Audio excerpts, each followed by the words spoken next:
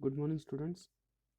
In our previous lecture, we complete our chapter number second and just start chapter number third. In our today's session, we will see some basic definition of chapter number third.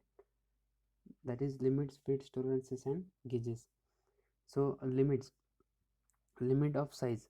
It can be defined as it is a two permissible sizes of hole or shaft, and in between these two sizes the actual size is available. So there are two types of limits. First one is minimum limit and maximum limit. So this is the minimum and maximum limit for hole and shaft.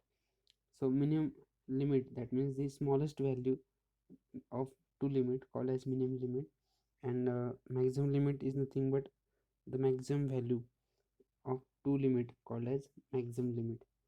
So this is a type, this is limit. After that, next part, that is the fit. So fit is nothing but degree of tightness and looseness of matting parts during assembly called as fit. So according to this tightness or looseness, there are total three types. First one is clearance fit. So this one is the diagram. Clearance fit, maximum limit of shaft is less than the minimum limit of hole. That means there are the clearance in between two parts called as clearance fit.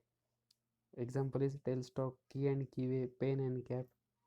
Then second type, that is transition fit.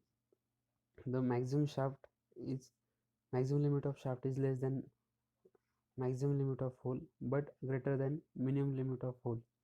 Example is greater gears on shaft, bearing on shaft. Next, interference fit. So uh, in that fit, type of fit, minimum limit of shaft is greater than maximum limit of hole. It is also called as force fit. So this is all about fits. After that fit, the next type, that is tolerances. And as we know, so tolerance is most important part of any assembly or during any manufacturing part. So what is tolerance? First we'll see what is tolerance.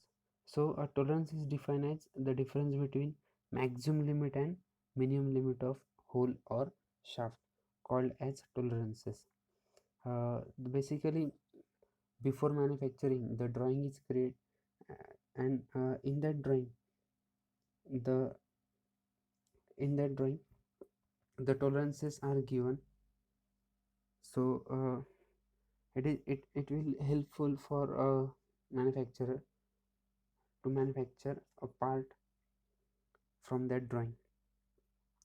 So tolerance is required because various properties of job, material, errors are introducing during manufacturing.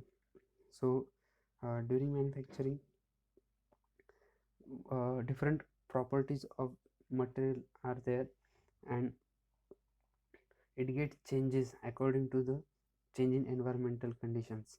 So during manufacturing, if the tolerances are provided, then it will helpful for manufacturer to manufacture that job. After that,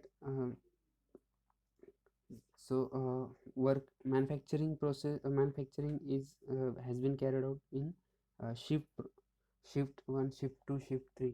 So if the operator get changed, then the method get changed, the shift get changed. So it also introduces some error in manufacturing, and to avoid that error, there should be tolerances provided.